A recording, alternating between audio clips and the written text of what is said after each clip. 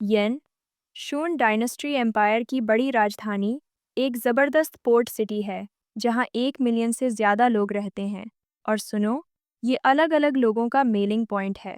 सड़क पर चलते हुए कभी कभी महिलाएं पुरुषों के कपड़े पहनकर घूमती हैं, या लड़के शानदार आउटफिट में टॉप क्लास दिखा रहे हैं। यहाँ की फ्रीडम और ओपन माइंडेड सोच पूरे शून एम्पायर की वाइब को दिखाती है। हर जगह जीवन और लग्जरी की भरमार है। बड़े गैदरिंग स्पॉट की तरह ये जगह भी बजिंग है। अफवाहें यहाँ पागलों की तरह उड़ती हैं। 1 मिनट में सुनो जूसी खबर, अगले ही पल गायब। जैसे कि कहानी एक टाइनी बर्ड की, जो अजीब गाना, और जो भी इसे सुनता है उसकी विशेष पूरी होती हैं। सच क्या है कोई नहीं जानता, लेकिन मज़ा यही है। योनगन की फार्मेसी में एक आदमी है, नाम सोंग गुनांग। एक दिन एक कस्टमर आता है और गॉसिप करने लगता है। सोंग पूछता है कि ये उसने कहाँ सुना, पर कस्टमर कहता है, अरे छोड़ो। फिर वो पूछता है कि देवी कब आने वाली है। सोंग कहता है, जैसे ही वो सोएगी तैयारी शुरू करेगी। सोंग बताता है कि ये उसका एकमात्र मौका होगा देवी का गाना सुनने का। कस्टमर पूछता है कि सच में, अगर वो सोते समय देवी का गाना सुने तो उसकी विशेष सपनों में पूरी होंगी। अगर ये सही है तो कस्टमर कहता है कि आज के बाद लौटने का कोई मतलब नहीं। रात में देवी कमरे में आती है और पूछती है कि कस्टमर कौन है। आदमी लेटा हुआ होता है। देवी गाना गाना शुरू करती है। इस बीच मास्क पहने आदमी, जिसे हिज हाइनेस कहा जाता है, उसे मन ही मन देख रहा है। वह सोचता है, वाह, उसकी आंखें कितनी गॉर्जस हैं और होंठ सुपर एंटाइसिंग हैं। जैसे ही मास्क वाला आदमी उसका चेहरा छूने बढ़ता है, देवी कस्टमर की तरफ मुड़कर कैजुअली पूछती है, सपना अच्छा आया? कस्टमर जल्दी जवाब देता है कि वह जा रहा है। देवी सिर हिलाकर समझती है। फिर वह हिज हाइनेस की तरफ देखती है और उसकी अनोखी आंखों की तारीफ करती है। कुछ दिन बाद देवी कुछ पत्तियां खा रही है। वह 4 दिनों से भूखी है और सोच रही है कि आज भी सिर्फ हर्ब्स पर जीना पड़ेगा। वह थोड़ी मरने की इच्छा करती है, लेकिन फिर याद आता है कि किसी आवाज़ ने कहा था कि उसे जीना है और अपनी माँ का बदला लेना है। ये उसकी माँ की आखिरी इच्छा थी। अगर वो माँ की इच्छा नहीं पूरी करती तो शायद उसी दिन अपनी माँ के साथ मर जाती। कठिन समय में वह उस आदमी को देखती है और सोचती है, क्या ये गॉब्लिन है या मैं इमेजिनिंग कर रही हूँ? फिर याद आता है कि उसने उसे पिछले हफ्ते देखा था। वही आंखें हैं। आदमी खुद को साहनी यांग बताता है और पूछता है कि वह क्या पकड़े हुए है। वह बताती है कि ये वही है जो उसने पिछले 4 दिनों से खाया है। टफ सिचुएशन में वह हर्ब्स की वजह से डिजी महसूस कर रही है और वह बोलने की कोशिश करती है, पर उसकी आवाज़ नहीं निकलती, क्योंकि वो गा नहीं रही थी। वह नरमी से उसका चेहरा छूकर उसे भरोसा दिलाता है कि वह उसे नुकसान नहीं पहुंचाएगा। फिर उसे एक सुकून भरे हग में खींच लेता है और बताता है कि न सिर्फ वो गॉब्लिन्स से डरती है, बल्कि उसका अपना नाम तक नहीं है। ये काफ़ी गहरी बात होती है। वह पूछता है कि क्या उसके दिल में कोई ख़ास इंसान है। वह जवाब देती है कि जब उसका नाम तक नहीं है, तो कोई आदमी कहाँ से होगा। तब वह एक अजीब सा सवाल करता है, तो फिर गॉब्लिन कैसा रहेगा? क्या गॉब्लिन की दुल्हन बनना चाहोगी? ये अजीब प्रपोजल था, पर कौन जाने। फार्मेसी में लोग सॉन्ग को बताते हैं कि हिज हाइनेस बाहर इंतजार कर रहा है। जब वे बाहर आते हैं तो साहौनी यांग और उसका ग्रुप पहले से जमीन। सॉन्ग उसे विनम्रता से ग्रीट करता है। साहौनी यांग लाल गॉब्लिन मास्क पहने होता है और लोगों में चर्चा है कि वह वॉरमॉन्गर है, इंसानी खून पीता है और उनका मांस खाता है। साहौनी यांग कोई आम आदमी नहीं था। वह बादशाह का राइट हैंड माना जाता है और योनगन के सारे बड़े लोग उससे कांपते हैं। साथ ही वह इन्वेस्टिगेशन ऑफिसर भी है, जो ऐसे मामलों में खुदाई करता है जिससे लोग घबराते हैं। पर कहानी यहीं खत्म नहीं होती।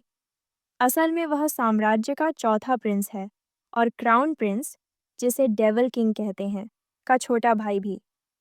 दोनों की माँ एक ही है। साहोंग सॉन्ग को कहता है कि भले ही सॉन्ग उसका ससुर हो सकता है, पर वह खुश नहीं है। ये सुनकर सॉन्ग हक्का बक्का रह जाता है और पूछता है कि क्या साहोंग यह कहना चाहता है कि उसकी बेटी लाइंग साहोंग की गुड बुक्स में है। सॉन्ग घबरा जाता है और अंदर भागता है, सोचता हुआ, नो वे! क्या मेरी पत्नी सच में डेविल किंग के साथ कोजी हो रही है? वह उसकी ओर भागकर सीधे आरोप लगाता है कि वह डेविल किंग के साथ धोखा कर रही है।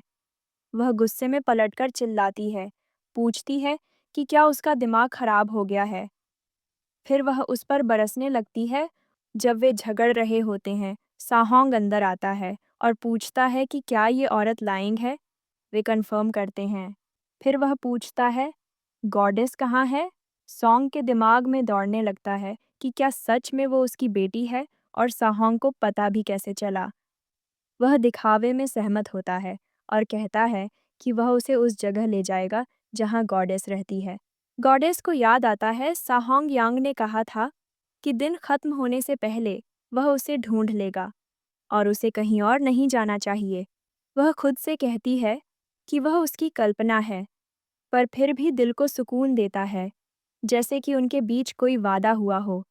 ऐसा लगता है जैसे कोई सच में उससे दोबारा मिलने का वादा कर चुका है। वो जवाब देता है कि वो उसे लेने आया है। वो समझाता है कि आम तौर पर शादी के बाद दुल्हन अपने पति के घर चली जाती है। उसने उसके लिए कमरा तैयार करने में थोड़ा समय लिया। वो उसे प्यार से दयालु मिस्टर गॉबलिन कहती है। वो कहती है कि वो ऐसे ही नहीं जा सकती, उसे कहीं जाने की इजाज़त नहीं है। वो उसे मासूम और नेकदिल गोबलिन मानती है और चाहती है कि उसके कारण उसे डांट न पड़े। वो पूछता है कि अगर उसे इजाज़त मिल जाए तो क्या वो उसके साथ चलेगी। फिर वो सॉन्ग की तरफ मुड़कर उसे अपना ससुर कहता है। वो डर जाती है और वापस अंदर जाने की कोशिश करती है, लेकिन वो पकड़ लेता है। वो कहता है कि जब उसकी दुल्हन उससे शादी करने जा रही है, तो उसके साथ जाना बिल्कुल स्वाभाविक है। सॉन्ग गुस्से में उसे बुरा नाम कहता है, तो साहोनी यांग उसका बचाव करता है और कहता है कि उसकी भावी रानी को ऐसे नाम नहीं कहना चाहिए। सॉन्ग तुरंत माफ़ी मांग लेता है। साहंग घुटनों पर बैठकर उसे याद दिलाता है कि उसने शादी का वादा किया था। उसकी आंखों से आंसू गिरते हैं और वो कहती है, हाँ, मैं तुम्हारी दुल्हन बनूंगी। ये भावुक पल था, लेकिन लगता है उसने अपना मन बना लिया था। देवी उठकर उलझन में पूछती है कि ये कौन है और कहाँ है। गॉबलिन प्यार से याद दिलाता है कि वो उसका मंगेतर है। फिर वो पूछता है कि क्या उसे याद है कि जो जड़ी बूटियां वो ले रही थीं, असल में क्या थीं। मतिभ्रम कराने वाली चीज़ें लेना कानून के खिलाफ है। कोई भी पकड़ा गया तो उसे सज़ा-ए मौत भी हो सकती है और जहाँ ये मिले वो जगह जला दी जाती है। देवी घबराकर उठती है क्योंकि उसकी माँ की कब्र वहीं है। उसने सुना है कि अगर शरीर जल गया तो आत्मा को शांति नहीं मिलेगी। वो विनती करती है कि जगह न जलाए। गॉबलिन परेशान होकर वादा करता है कि कभी नहीं जलाएगा। फिर उसे गले लगाता है और कहता है कि वो ऐसा कभी नहीं करेगा। देवी माफ़ी मांगते हुए कहती है कि उसे रोना नहीं चाहिए, क्योंकि रोते हुए वो बदसूरत लगती है। गॉबलिन उसका ठोड़ी उठाकर पूछता है कि क्यों सोचती है कि वो बदसूरत है। कहता है कि शायद किसी ने उसे गलत बताया है, क्योंकि उसकी नज़र में वो दुनिया की सबसे खूबसूरत औरत है, चाहे हंसे या रोए। देवी सोचती है कि शायद वो ठीक से सोच नहीं रहा, या शायद उसकी आंखों में दिक्कत है। वो पूछती है कि कहीं उसकी आंखें खराब तो नहीं। गॉबलिन तुरंत कहता है कि नहीं, उसकी नज़रें हमेशा तेज रही हैं। फिर वो उसे खाना खिलाता है और वो दंग रह जाती है स्वाद देखकर। वो जिद करती है कि गॉबलिन भी खाए, क्योंकि ये अब तक का सबसे स्वादिष्ट खाना है। अंदर ही अंदर सोचती है कि शायद गॉबलिन पहले भी ऐसे खाना खाते होंगे, तभी उसे इतना पता है। तभी साहओनान झुककर उसे किस कर देता है। गॉबलिन सोचता है कि शायद उसने गलती कर दी, लेकिन देवी डरती है कि अगर वो बोलेगी तो उसे बुरा लगेगा, इसलिए कहती है कि वो खुद नहा सकती है। गॉबलिन पूछता है कि क्या वो असहज है। वो कहती है कि ऐसा नहीं है, बस थोड़ा अनिश्चित है। गॉबलिन मानता है कि ये पहली बार है जब वो किसी औरत के लिए ऐसा महसूस कर रहा है। देवी सोचती है कि क्यों गॉबलिन उसके लिए इतना दयालु है, जबकि उसके पास देने के लिए कुछ भी नहीं। वो कहती है कि धन्यवाद के तौर पर उसे गीत सुनाएगी, लेकिन गॉबलिन कहता है कि कुछ और बेहतर है। उसे फिर से किस करने दे। वो पूछता है कि क्या वो इसे नहीं चाहती। देवी सोचती है कि क्यों वो किस करना चाहता है, लेकिन अगर उसकी इच्छा है तो वो तैयार है। जैसे ही वो किस करने झुकता है, कोई आकर कहता है कि असिस्टेंट वाई को तुरंत उससे मिलना है। गॉब्लिन उसे भरोसा देता है कि जल्दी लौटेगा, लेकिन देवी उसका हाथ पकड़ लेती है। गॉब्लिन पूछता है, क्या तुम मेरे साथ चलना चाहती हो? देवी उत्साह से कहती है, हाँ। गॉब्लिन उसे धीरे से गले लगाता है और उठाकर ले जाता है। वो सोचती है कि शायद वो भारी होगी, लेकिन गॉब्लिन कहता है कि वो वास्तव में बहुत हल्की है। असिस्टेंट युन उसे देखती है और सोचती है कि साहोनी यांग का पहले कभी किसी औरत के साथ नाम नहीं जुड़ा। असिस्टेंट युन सोचती है कि ये औरत कौन है, इतनी सहजता से एक आदमी की बाहों में बाहर आई।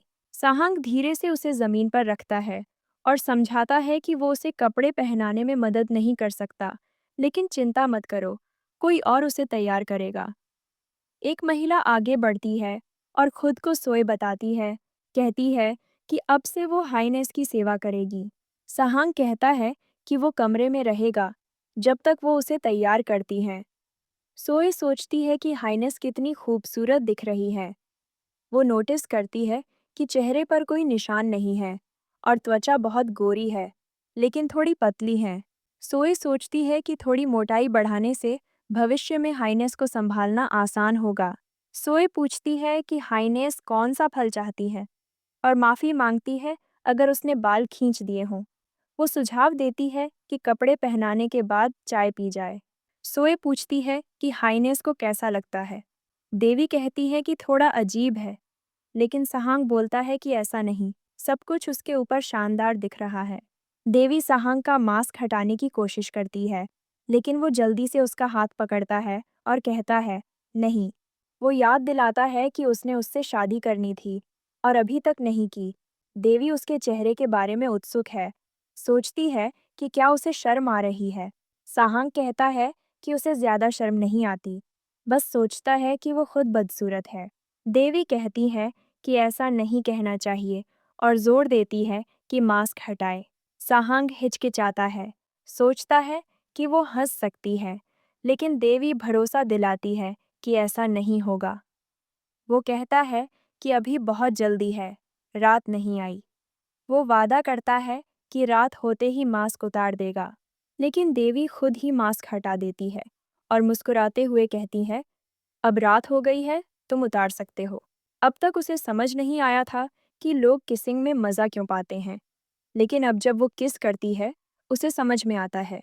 वो सोचती है कि कितना मीठा और पैशनेट फील होता है। देवी सोचती है कि ये पूरा अनुभव कितना शानदार और संतोषजनक है, जैसे सब कुछ अचानक समझ में आ गया हो। गॉब्लिन उसे सांस लेने की याद दिलाता है, लेकिन वो कहती है कि उसके मुंह में वह सुझाता है कि नाक से सांस ले और दोनों फिर किस करते रहते हैं। गॉब्लिन पूछता है कि क्या उसे शादी की रात का मतलब पता है। देवी मजाक में पूछती है, क्या तुम औरत हो? वो हंसता है और कहता है कि बिल्कुल पुरुष है। देवी ध्यान देती है कि उसने ये नया और खूबसूरत चेहरा पहले कभी नहीं देखा। गॉब्लिन अपना चेहरा घुमाने की कोशिश करता है, लेकिन देवी उसे रोकती है, कहती है कि सुंदर है और देखना चाहती है। वह मुस्कुराता है और किस करता रहता है। वह उसे करीब रखता है और पूछता है कि क्या उसका चेहरा सिर्फ किससे लाल हो रहा है। देवी की टांगें कांप रही हैं, पहली बार सब महसूस हो रहा है। वो उसे समझाता है कि जो वो कर रहा है, उसे भी वैसा करना होगा। जैसे ही गॉब्लिन अपने कपड़े उतारता है, देवी भी वैसा करती है। मुस्कुराते हुए उसका चेहरा छूती है और नोट करती है कि उसका चेहरा उसके होठों जितना लाल है। यही महिला है जिसे उसने पहली नज़र में ही दिल दे दिया। रात के बाद देवी जागती है और सोचती है कि वो व्यक्ति कहाँ गया। वो इतना यकीन कर चुकी थी कि वो आसपास रहेगा। सोचती है कि वो कितना सुंदर और कोमल है, बिल्कुल लड़की जैसी, जिसे बहुत प्यार मिला हो। वो खुद से पूछती है, ये जगह कहाँ है और क्या उसे वापस नहीं जाना ठीक है? वो डरती है कि अगर उसके पिता पकड़ लें, तो गॉब्लिन मुश्किल में पड़ जाएगा। कमरे को देखती है, बहुत आलीशान और साफ सुथरा है। उसने कई अमीर घरों में गाया है, लेकिन ये सबसे शानदार है। वो सोचती है कि गॉब्लिन क्यों उससे शादी करना चाहता है। क्या वो उसे कोई कंसीबाइन बनाने की कोशिश कर रहा है? अगर वो शादी करती है, तो क्या उसे भी नीची तरह का व्यवहार मिलेगा? उसे याद आता है कि मैडम उसकी माँ को भी ऐसे ही कहती थी और पीटती थी। देवी को लग रहा है कि कोई भी इस स्थिति से खुश नहीं है। अगर ये सब सिर्फ नीच महिला की तरह व्यवहार किए जाने की वजह से है, तो वो इसका हिस्सा नहीं बनना चाहती। क्या शादी तोड़ना संभव है? साहंग कहता है कि ये वाकई गड़बड़ हो गई। वो कुछ भी लिए बिना भाग गई, यहाँ तक कि जूते भी नहीं पहने। उसे सोचकर आश्चर्य होता है कि क्या वो कभी सच में आज्ञाकारी थी। वो सोचता है कि शायद ज्यादा दूर नहीं गई होगी, इसलिए उसे ढूंढना होगा। साहंग सोचता है कि शुरुआत में विरोध किया, लेकिन धीरे धीरे वो सब स्वीकार कर लेगी। आखिरकार वो मान जाएगी। साहंग सोचता है कि उसने इतना गुस्सा आखिरी बार कब महसूस किया था। पहली बार जब उसे किसी ने धोखा दिया था। उसके बाद उसने ठान लिया था कि अब कोई उसे धोखा नहीं देगा।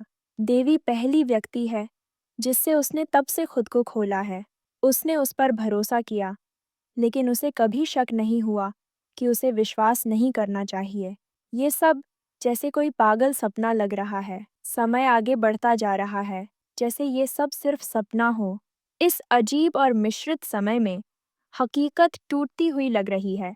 वो इस जादुई एहसास में फंसा है, उत्तेजित और पूरी तरह पंप्ड अप महसूस कर रहा है। अगली बार वो उसे फिर कभी भागने नहीं देगा। जब उसे ढूंढते हैं तो सबको झटका लगता है कि वो बाहर सो रही थी। गार्ड बताता है कि जब उसने उसे उठाकर वापस लाने की कोशिश की तो वो डर के मारे पत्थर फेंकती हुई चिल्लाई। सांग सोचता है कि क्या उसने सच में भागने की कोशिश की थी। गार्ड कहता है कि नहीं। उसकी प्रतिक्रिया देखकर ऐसा लगता है कि वो बहुत डरी हुई थी। साहोन यांग सभी को पीछे हटने का इशारा करता है।